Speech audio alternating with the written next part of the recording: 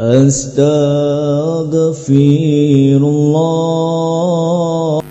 Alhamdulillah wassalatu wassalamu ala Rasulillah wa ala alihi wa sahbihi wa mawalah wa la hawla wa la quwata illa billahi wa ba'd. Kita lanjutkan kajian kita, masih membahas kitab Arba'in Nawawi, dan kita masuk pada hadis yang keempat dari kitab Arba'in Nawawi. Kita baca hadis.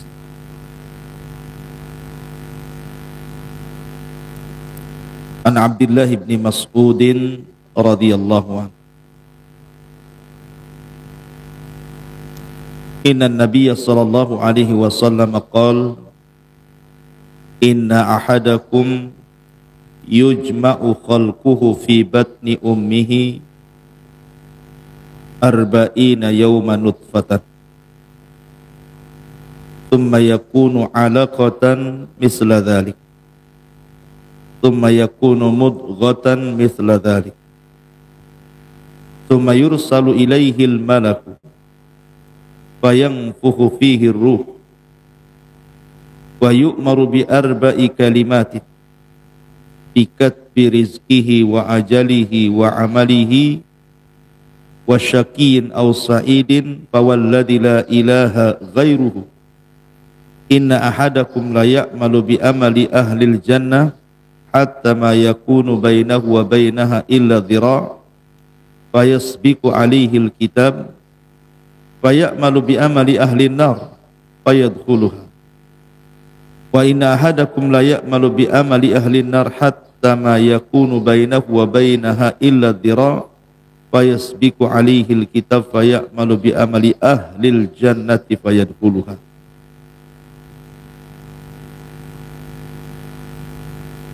Dari Abdullah ibn Mas'ud radhiyallahu an,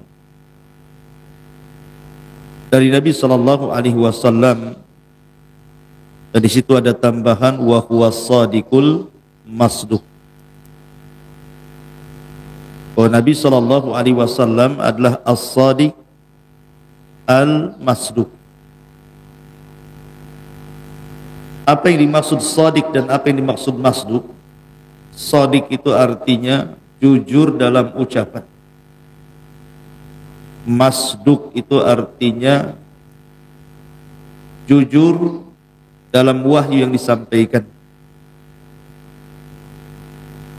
Jadi benar dalam ucapannya dan benar pula wahyu yang disampaikan.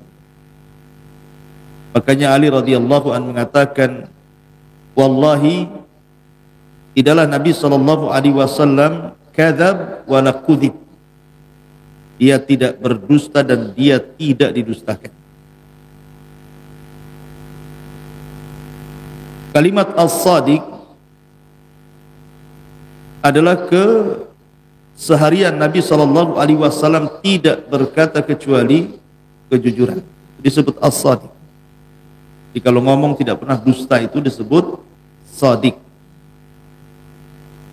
Adapun masduq, bahwa wahyu yang disampaikan Jibril dari Allah Azza wa Jalla kepada Nabi sallallahu alaihi wasallam adalah masduq.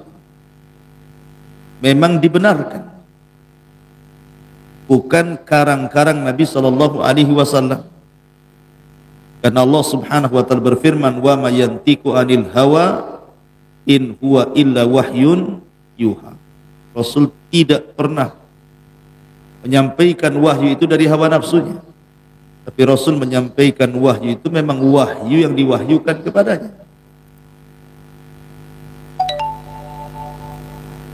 Kenapa di sini Abdullah ibn Mas'ud radhiyallahu anhu memulai dengan kata-kata as-sadiq al-masduq? Dia benar ataupun jujur dalam kata-katanya dan dibenarkan wahyu yang disampaikan kepadanya. Kenapa didahului dengan kata-kata ini? Sementara di dalam 40 hadis ataupun lebih dalam kitab Arba'in Nawawi tidak ada kata-kata hadis yang dimulai dengan kata as-sadiq al-masduq. kecuali hadis Abdullah ibn Mas'ud ini. Karena yang akan disampaikan ini perkara gaib. Jadi yang akan disampaikan ini bukan perkara biasa, tapi perkara gaib. Soal bagaimana manusia itu diciptakan di dalam janin seorang ibu, ini perkara gaib, bukan perkara yang nampak. Makanya ketika Nabi SAW menjelaskan bahwa setelah usia 40 hari ketiga kalinya, berarti 120 hari, situ Allah Subhanahu wa taala mengutus malaikat untuk meniupkan ruh, kemudian mencatat rizkinya, mencatat ajalnya, mencatat amalnya, dan mencatat akhir hidupnya baik ataukah tidak baik. Ini kan semua perkara gaib, kita tidak tahu. Makanya kemudian hadis ini dimulai dengan kalimat wa huwa shadiq al-masduq. Itu faedah dari kalimat as-sadiq wal masduq. Baik, sebelum saya menjelaskan tentang isi daripada hadis yang keempat dari hadis Arba'in Nawawi, sebagaimana biasa kita kenalan dulu dengan rawi hadis. Rawi hadis Abdullah ibn Mas'ud radhiyallahu an, kunyahnya adalah Abu Abdurrahman, atau dikenal dengan Ibnu Ummi Abdin, dan dia adalah Abdullah ibn Mas'ud al-Khudhali dari kabilah Khudhail. Abdullah ibn Mas'ud radhiyallahu an yang meninggal pada tahun 32 Hijriah ini adalah seorang sahabat Rasul, dan dia orang faqih, orang cerdasnya dari kalangan sahabat Rasul. Dan dia seorang qari Al-Quran, bahkan seorang muhaddis, ahli hadis. Karena dia salah satu daripada perawi hadis Nabi SAW, dan dia juga termasuk as-sabiquna fil Islam, orang yang mula-mula masuk Islam, tergolong dari 7 sahabat dari 6 sahabat yang sebelumnya sudah masuk Islam. Dia nomor urut ke-7-nya. Karena dia yang mengatakan sendiri bahwa aku adalah orang yang ke-7 setelah 6 para sahabat yang sebelumnya masuk Islam. Artinya betul-betul di as-sabiqunal awwalun. Kemudian juga dia adalah pembantu Rasul, suka membawa sendal Nabi dan suka membawa siwak Nabi. Jadi kalau safar, dia selalu membawa siwak Nabi. Kalau Nabi hendak bersiwak, diberikan siwaknya. Kalau Nabi hendak mencopot sandal, dicopotkan sandalnya. Kalau Rasul hendak memasang sandal, dipasangkan sandalnya. Dia adalah sahibu na'lai Nabi SAW, pemilik 2 sandal Rasul dan juga siwaknya.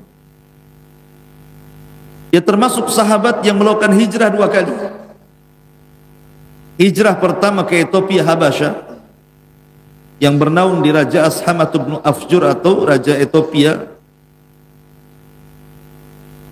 Kemudian yang kedua, hijrah ke Madinah. Artinya memang betul-betul dia mengalami tekanan-tekanan dakwah sehingga harus hijrah ke Habasyah, Ethiopia. Dan dia orang yang salat kedua kiblat. Pertama kiblat ke Baitul Maqdis, kemudian dialihkan kiblat ke Baitullah Al-Haram. Dan hebatnya dia orang yang pertama kali menjaharkan qiraah Al-Quran setelah Nabi di Mekah. Tidak ada orang berani ngaji di depan orang kecuali Abdullah ibn Mas'ud di zaman itu, di awal-awal Islam setelah Rasul. Dan Abdullah ibn Mas'ud juga pernah menjadi qadhi di zaman Khalifah Umar bin Khattab radhiyallahu anhu di Kufah, dan beliau meninggal saat kekhilafan Utsman ibn Affan radhiyallahu.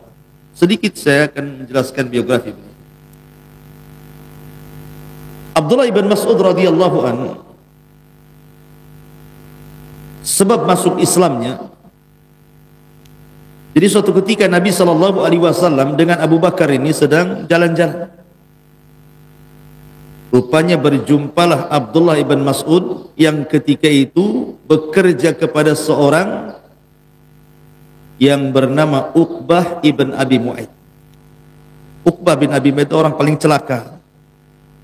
Dialah yang meletakkan kotoran di pundak Rasul saat sujud.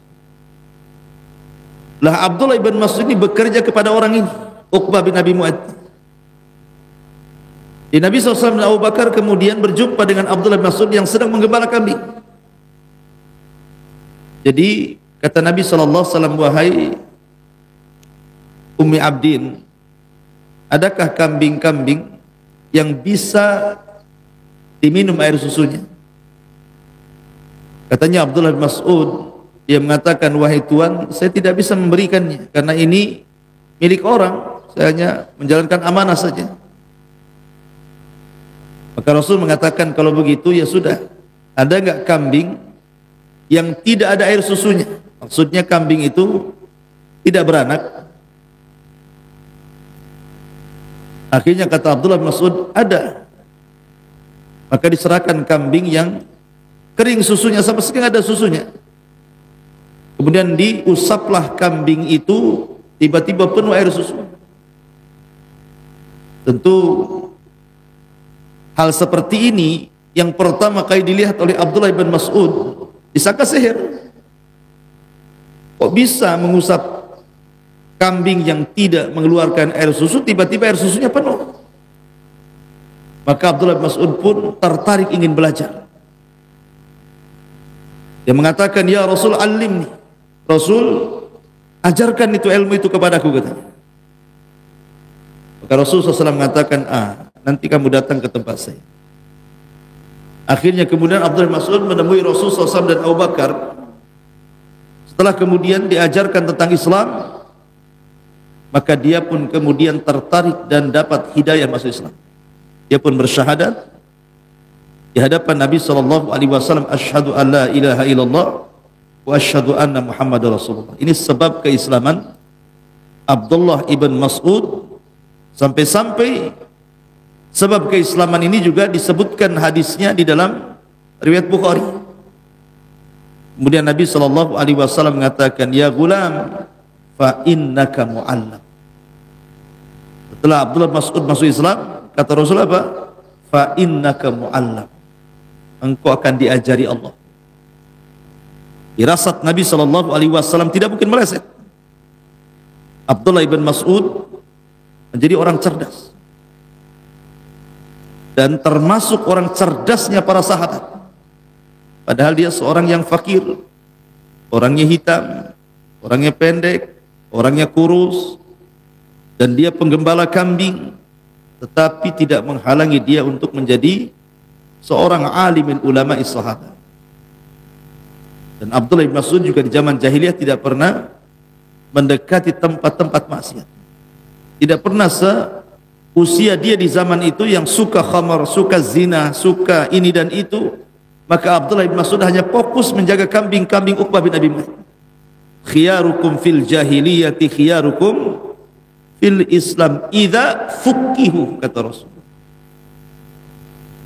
Orang yang baik di zaman jahiliyah, maka dia pun akan mendapatkan kebaikan setelah Islam apabila mereka dicerdaskan Allah, diberikan taufik oleh Allah Azza wa Jalla. Seperti Abdullah ibn Mas'ud radhiyallahu anhu.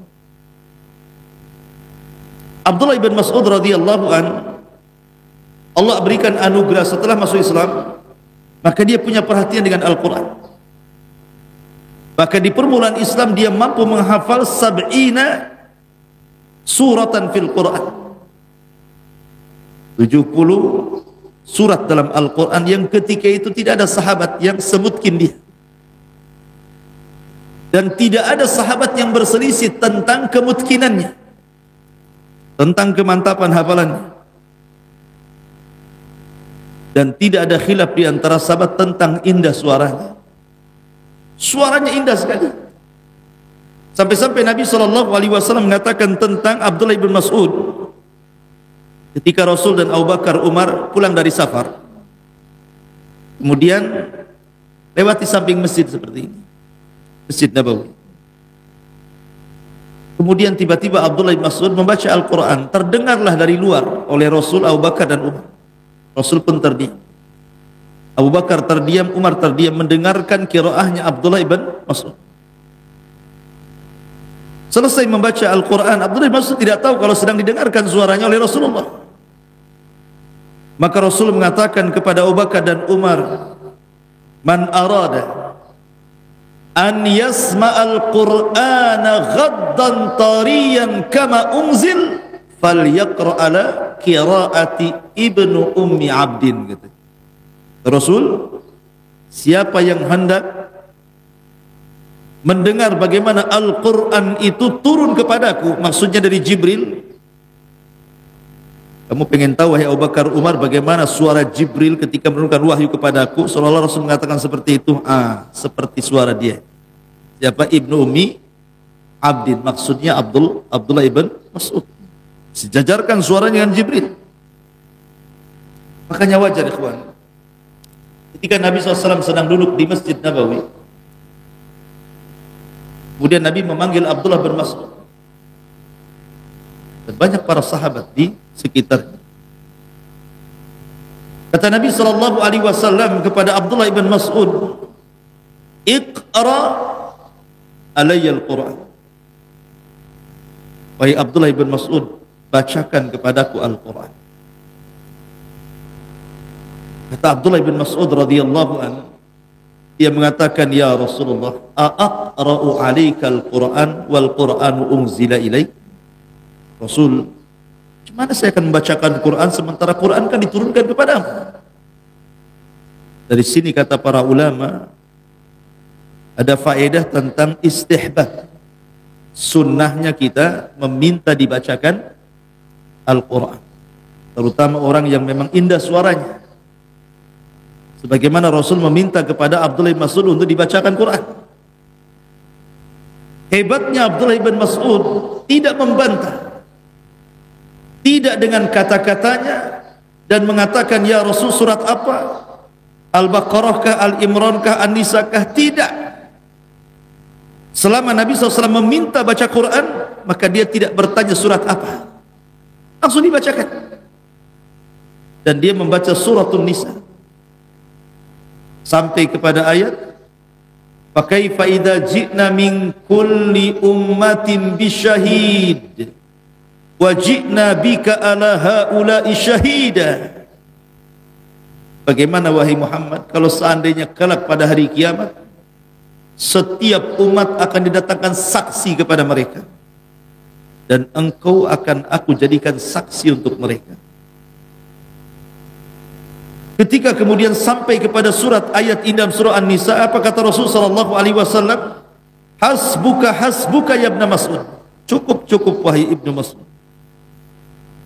Maka tiba-tiba Nabi sallallahu alaihi wasallam kemudian langsung menangis. Kemudian Abdullah bin Mas'ud melihat Nabi sallallahu alaihi wasallam menangis seperti air yang direbus. Air rebus, antum dengar kalau air yang direbus itu. Begitulah Nabi SAW menangis. Dari sini ada adab yang bagus sekali, ikhwan. Tangisan Nabi SAW ketika membaca Al-Quran. Muncul sebuah kaidah yang disebutkan para ulama bahwa hifdzul hudud afdal min hifdzil huruf.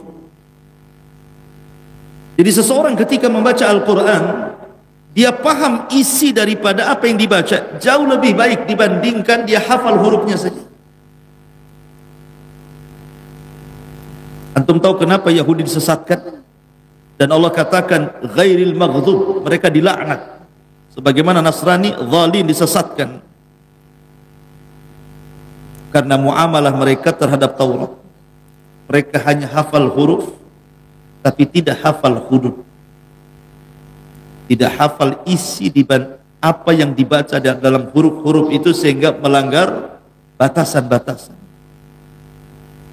Makanya belajar Al-Quran itu tidak hanya sekedar menghafal huruf-hurufnya saja, tapi kalau bisa dipahami tafsirnya.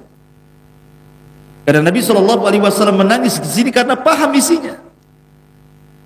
paham apa yang dimaksud. Fa kaifa idza ji'na min kulli ummatin bisyahid wa ji'na bika ala haula'i syahida. Rasul paham, makanya Rasul menangis. Dengan tangisan Rasulnya, makanya kemudian muncul sebuah kaidah para ulama bahwa menghafal Al-Quran dari segi hudud lebih baik dibandingkan menghafal Quran dari segi huruf. Baik, Abdullah bin Mas'ud radhiyallahu anhu saking cintanya dengan Nabi sallallahu alaihi wasallam sampai-sampai dia dikategorikan dari sahabat-sahabat yang diberikan rekomendasi Nabi untuk diambil Qur'annya. Rasul mengatakan iqra'ul Qur'an min arba'ah, bacalah Al-Quran dari 4 orang. Dan Rasul menyebutnya urutan pertama Abdullah ibn Mas'ud, yang kedua Ubay ibn Ka'ab, yang ketiga Mu'ad ibn Jabal, yang keempat Salim maula Abi Hudzaifah. Kata Rasul, ambil Al-Quran dari 4 orang: Abdullah ibn Mas'ud, Ubay ibn Ka'ab, Mu'ad ibn Jabal, Salim maula Abi Hudzaifah. Abdullah ibn Mas'ud nomor urut pertama. Ya, karena Abdullah ibn Mas'ud sendiri adalah satu di antara sekian sahabat yang menjadi juru tulis wahyu. Sebagaimana Ubay bin Ka'ab punya catatan wahyu tersendiri, kemudian juga Salim maula Abi Hudzaifah juga sama. Ali bin Abi Thalib, Muawiyah bin Abi Sufyan, mereka punya catatan mushaf tersendiri. Maka Abdullah bin Mas'ud pun punya catatan mushaf tersendiri. Bedanya dengan catatan mushaf yang lainnya, kalau yang lainnya hanya menulis sesuai dengan apa yang diturunkan kepada Rasul, ditulisnya umpamanya Al-Baqarah, ya ditulis Al-Baqarah, Al-Imran ya Al-Imran. Tapi kelebihan mushafnya Abdullah bin Mas'ud dicantumkan dengan tafsir-tafsirnya. Makanya wajar kalau Abdullah ibn Mas'ud radhiyallahu anhu, sebagaimana riwayat Masruq ibn Ajda', beliau Abdullah bin Mas'ud mengatakan, wallahi alladzi la ilaha ghairu ma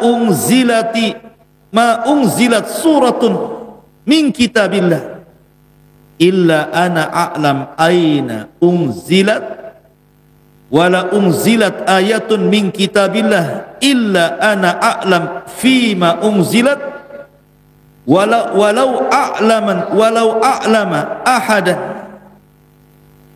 a'lam minni walau a'lamu ahadan a'lama minni bi kitabillahi azza wa jal tablughuhul ibilu la raqibtu ilaihi. Sampai dia mengatakan apa? Demi Allah yang tidak ada Tuhan yang berhak disembah kecuali Dia, tidaklah satu surat diturunkan dari Al-Quran kecuali aku tahu di mana turunnya, letak turunnya di mana aku tahu, apakah dia Makkiyah atau Madaniyah. Dan tidaklah satu ayat diturunkan dari Al-Quran kecuali aku tahu untuk siapa diturunkan Al-Quran itu. Jadi Abdullah bin Mas'ud tahu semua, di mana turun, untuk siapa turun, dalam masalah apa turun, dalam kasus apa turun, dia semua tahu. Sampai-sampai dia mengatakan, kalaulah saya mengetahui a'lamu ahadan, satu orang dari sahabat Rasul yang lebih paham dari aku mungkin dalam beberapa surat atau ayat, dan itu bisa ditempuh dengan mengendarai unta, la raqibtu ilaih, aku pun akan datang kepadanya. Artinya apa? Pengen belajar gitu. Kalau ada orang yang lebih alim, aku datang kepada dia. Tapi sahabat paham, tidak ada orang yang lebih alim dalam Al-Quran kecuali Abdullah bin Mas'ud. Makanya wajar kalau umpamanya Umar sangat mencintai Abdullah bin Mas'ud, jadikan qadhi di zamannya di Kufah, dan dijadikan rujukan oleh Utsman bin Affan di kekhilafahannya. Masyarul muslimin yang dimuliakan Allah Azza wa Jalla, Abdullah ibn Mas'ud, sekali lagi nasabnya adalah, dia adalah Abu Abdurrahman Abdullah ibn Mas'ud radhiyallahu an, dan asal kabilahnya adalah Bani Sa'ad ibn Khuzaim. Asal kabilahnya adalah Sa'ad ibn Khuzaim, Bani Sa'ad ibn Khuzaim. Dan dia kabilah yang ada yang ma'ruf di kota Mekah. Abdullah ibn Mas'ud memang hidup di lingkungan keluarga yang luar biasa, karena dia tidak pernah maksiat di zaman itu. Walaupun dia seorang penggembala kambing, tapi dia tidak mengikuti ajakan-ajakan kawan-kawannya. Dan dia pun menikah dengan seorang yang bernama Hafidah Abdi, Hafidatu cucu daripada min Hafidati Abdi ibn al-Harith. Oh, namanya Hafidah Abdi ibn al-Harith. Jadi ikhwatul fillah muliakan Allah Azza wa Jalla, ketika dia masuk Islam, Abdullah bin Mas'ud itu kan sering keluar masuk rumah Nabi, baik di Mekah atau di Madinah. Sampai-sampai Abu Musa al-Ash'ari radhiyallahu anhu menyangka bahwa Abdullah bin Mas'ud itu keluarga Nabi, karena sering keluar masuk kan. Jangan-jangan dia adalah keluarga Nabi gitu ya. Jadi orang nggak berani kepada Abdullah bin Mas'ud itu. Ya wajar, dia adalah orang yang awal-awal masuk Islam bersama ibunya. Kemudian dia bermulazamah dengan mulazamah tamah, betul-betul sempurna mulazamah. Tidak pernah meninggalkan Nabi, baik ketika safar atau ketika mukim. Bahkan setiap peristiwa dia hadir di situ. Tidak ada satupun peperangan yang dilakukan Rasul kecuali Abdullah ibn Mas'ud terlibat dalam peperangan itu, mulai dari Badarnya, Uhudnya, Khandaqnya, dan semua peperangan. Dan Abdullah ibn Mas'ud sangat dicintai Rasul. Ketika dia naik ke pohon kurma, ada angin, kemudian tersingkaplah pakaiannya. Betisnya itu nampak seolah-olah daging membalut tulang saja, saking kecilnya, kurus krempeng. Tapi walaupun kurus krempeng, dia punya tenaga kuat. Sehingga sahabat mempertawakan Abdullah bin Mas'ud. Dan Nabi SAW mengatakan, la tadhaku, jangan kalian tertawakan betisnya Abdullah bin Mas'ud. Sebab kalau ditimbang kedua betisnya dengan gunung Uhud sana, masih berat kedua betisnya Abdullah bin Mas'ud, kata Rasul. Cukuplah hal itu kelebihan Abdullah ibn Mas'ud radhiyallahu anhu. Masyarul muslimin yang dimuliakan Allah Azza wa Jalla, ketika sampai di Madinah, maka Rasul mempersaudarakan antara Muhajirin dan Ansar. Maka dia pun dipersaudarakan Rasul dengan Az-Zubair ibn Awwam radhiyallahu anhu. Masyarul muslimin yang dimuliakan Allah Subhanahu wa taala, dan Abdullah bin Mas'ud sekali lagi perkataannya dalam tafsir sangat diperhitungkan sama dengan tafsirnya siapa? Abdullah ibn Abbas radhiyallahu anhu. Dan riwayatnya, maksudnya dari segi hadis, banyak dicantumkan dalam kitab Sahihaini, Sahih Bukhari dan Sahih Muslim, baik yang disepakati keduanya ataupun yang disendirikan oleh Bukhari dan Muslim. Intinya bahwa dia seorang mufassir, dia seorang qari, dia seorang muhaddis, dia seorang faqih, banyak gelar kepada Abdullah bin Mas'ud. Belum lagi akhlaknya, orangnya qanaah, orangnya zuhud, syuja', pemberani, mujahid, seorang ahli jihad, dan begitu seterusnya. Tapi kita masuk pada penjelasannya. Hadis tentang bicara tentang pengumpulan janin dalam perut ibu ini, mulai dari segumpal mani sampai menjadi orang. Sebenarnya juga hadis ini sesuai dengan firman Allah Azza wa Jalla dalam surah Al-Mu'minun. Dalam surah Al-Mu'minun ayat 12 sampai 16. Nanti antum cocokkan dalam surah Al-Mu'minun ayat 12 sampai 16 dengan hadis Abdullah ibn Mas'ud ini. Begitu juga surat Al-Hajj ayat 5. Saya bacakan suratnya dulu, kita masuk ke dalam hadis nanti. Allah mengatakan walaqad khalaqnal insana min sulalatin min tin thumma ja'alnahu nutfatan fi qararin makin thumma khalaqnan nutfata 'alaqatan fa khalaqnal 'alaqata mudghatan fa khalaqnal mudghata idhaman fa kassawnal idhama lahma thumma ansha'nahu khalqan akhar fatabarakallahu ahsanal khaliqin. Dan sesungguhnya kami telah menciptakan manusia dari saripati, dari tanah. Kemudian kami jadikan nutfah dalam tempat yang kokoh dalam rahim itu. Kemudian nutfah maksudnya air mani itu kami jadikan segumpal darah. Mani dulu baru jadi darah. Lalu segumpal darah itu kami jadikan segumpal daging. Kemudian dari segumpal daging ini kami balutkan tulang. Lalu tulang belulang itu kami bungkus dengan daging, kemudian kami jadikan dia makhluk yang berbentuk lain. Maha suci Allah, pencipta yang paling baik. Ini dalam surah Al-Mu'minun 12 sampai 16. Dalam surah Al-Hajj Allah mengatakan, ya ayyuhan nas in kuntum fi raibin minal ba'thi fa inna khalaqnakum min turabin thumma min nutfatin thumma min alaqatin thumma min mudghatin mukhallaqatin wa ghairi mukhallaqatin linubayyina lakum wa nukirru fil arham ma nasha'u ila ajalin musamma thumma nukhrijukum tifla litablugu asyuddakum wa minkum man yutawaffa wa minkum man yuraddu ila ardhalil umuri likai la ya'lam min ba'di ilmi syai'an wa taral arda hamidatan fa idza anzalna 'alaiha al-ma'a ihtazzat wa rabbat wa ambatat min kulli zawjin bahij.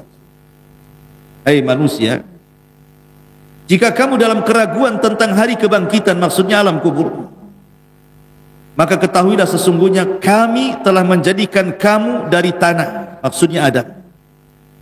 Kemudian dari setetes mani, maksudnya turunannya. Kemudian dari segumpal darah.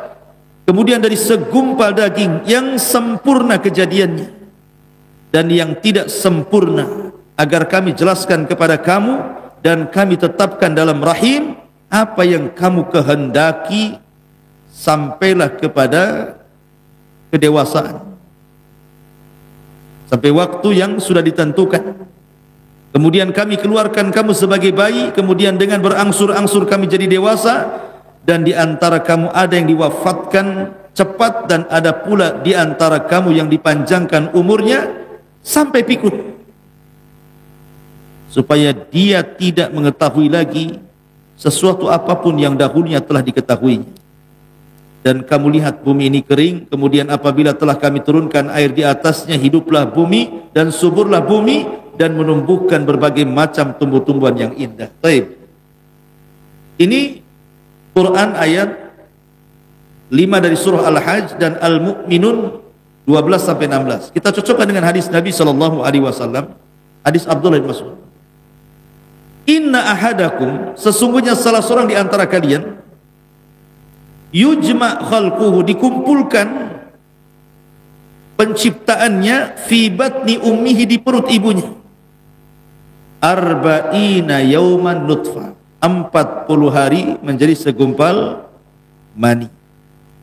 Nutfah itu artinya mani. Tentu proses terciptanya manusia itu karena berjumpanya sperma laki-laki dan perempuan, kan itu. Baru kemudian membuahi dan disebut nutfah, diletakkan di rahim seorang wanita. Nah, selama 40 hari menjadi segumpal air mani itu, thumma yakunu alaqatan mithla dhalik. kemudian baru berubah menjadi segumpal darah. Kemudian dari segumpal darah itu kemudian thumma yakunu mudghatan misla dzalik, maka menjadi segumpal daging, segumpal mani 40 hari, berubah segumpal darah 40 hari berikutnya, berubah segumpal daging 40 hari berikutnya. Jadi nampak bentuk manusia itu selama 120 hari. 40 jadi 120 hari baru nampak tuh. Di situ Allah balut daging dengan tulang. Dari sini baru manusia mengetahui mana laki-laki, mana perempuan. Ketika seseorang mengetahui mana laki-laki, mana perempuan, seperti dokter-dokter kandungan itu kan ada USG itu. Nampak ya laki-laki perempuan. Lah ini bukan perkara gaib. Mengetahui ini laki-laki, ini perempuan, ini bukan perkara gaib. Tetapi ini pun ketahuannya setelah 120 hari. Kalau sebelum 120 hari semua gaib, tidak ada yang tahu.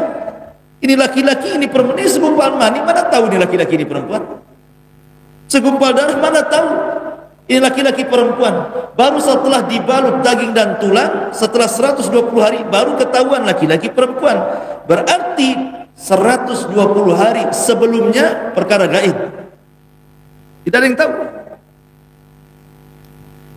Tetapi hanya sebatas itu saja mengetahui laki-laki dan perempuan. Apakah bayi ini nanti akan pendek, akan panjang, akan tinggi, akan rendah, akan pesek, akan mancung, akan sipit, akan besar kepalanya, akan kecil kepalanya, akan belok matanya, itu perkara gaib.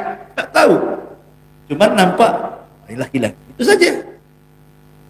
Adapun setelah brojol dia jadi tinggi, jadi rendah, tidak tahu, mana yang tahu.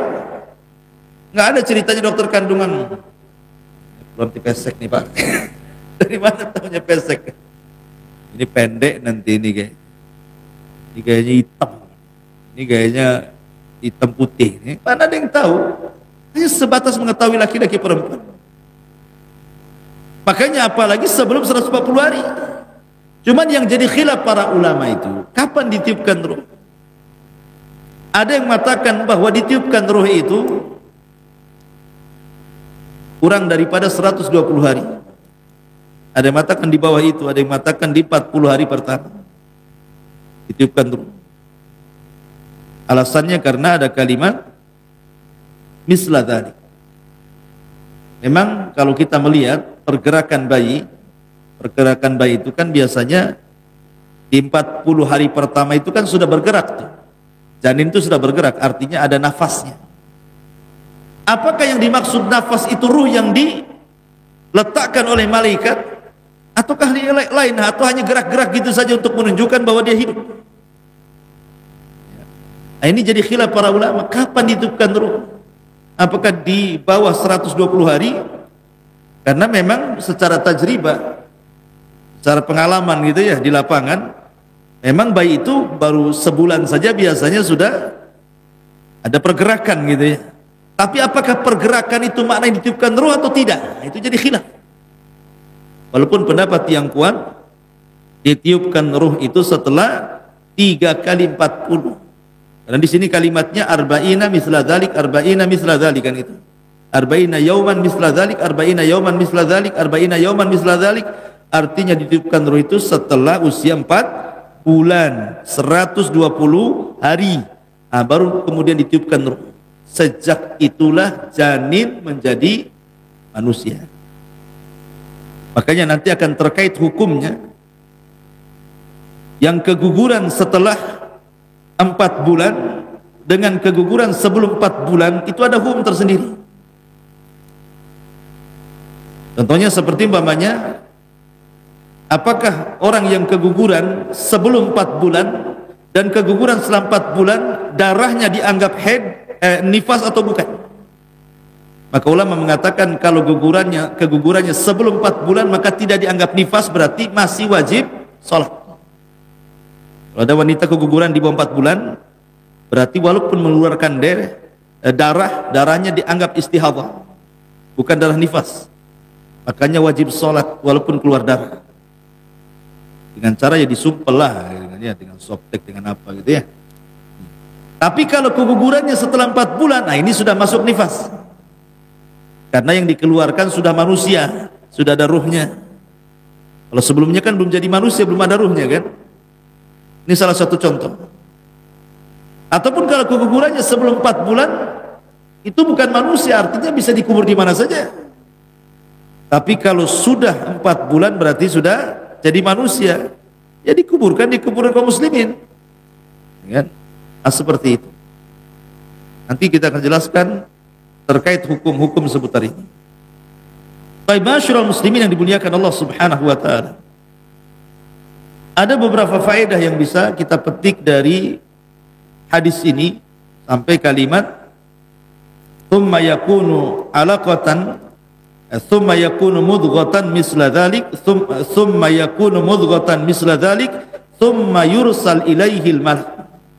Kemudian diutus padanya malaikat, kemudian disuruh mencatat 4 perkara, rizkinya, ajalnya, amalnya, dan akhir hidupnya bahagia atau tidak. Yang pertama, penggalan hadis ini bahwa manusia itu ketika di rahim orang tua, saat Allah menciptakan kita, itu ada 3 marhalah. 3 marhalah. Dari 120 hari itu menjadi 3 marhalah kan. 40 hari pertama segumpal mani. 40 hari kedua segumpal darah. 40 hari ketiga baru segumpal daging yang dibalut tulang.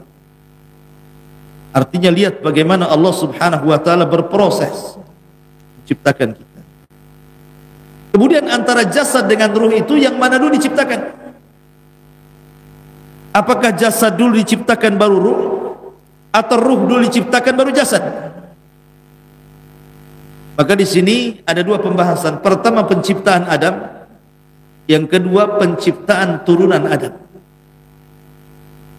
Kalau yang dimaksud penciptaan Adam, maka jasad lebih utama atau lebih dulu diciptakan dibandingkan ruh.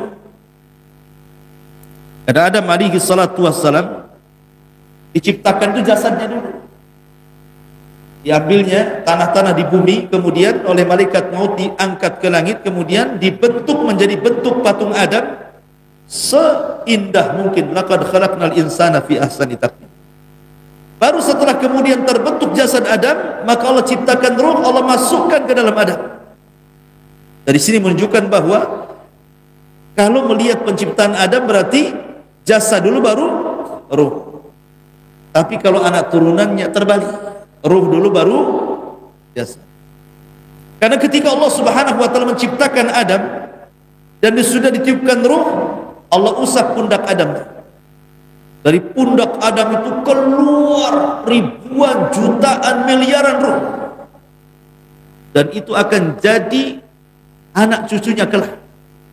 Jadi usap oleh Allah punggungnya, keluar semua ruh yang akan menjadi anak cucu Adam.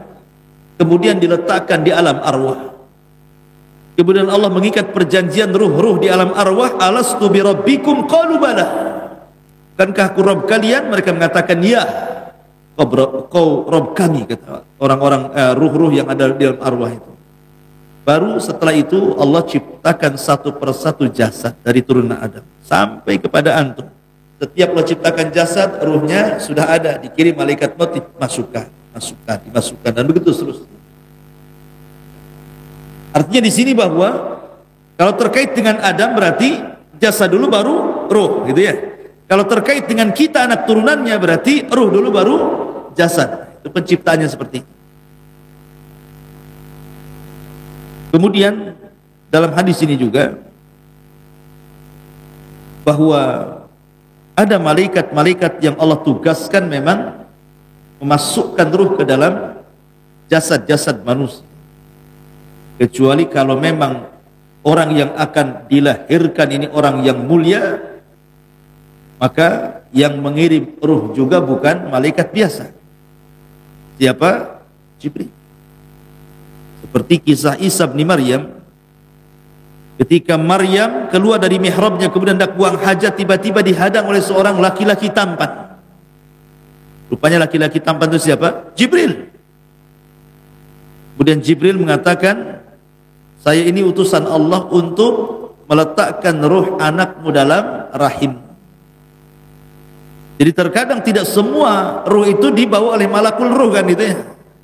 Tapi lihat dulu ini jasad ini kalau memang akan terlahir menjadi orang besar, orang mulia, maka Jibril turun tangan menunjukkan bahwa Jibril bukan hanya sekedar diamanahi muwakkal bil wahyi, memang ditugaskan untuk menyampaikan wahyu, tapi ada tugas-tugas yang lainnya. Salah satunya adalah menyampaikan ruh kepada orang yang akan diistimewakan Allah, seperti memasukkan ruh Isa ibnu Maryam kepada rahim Maryam.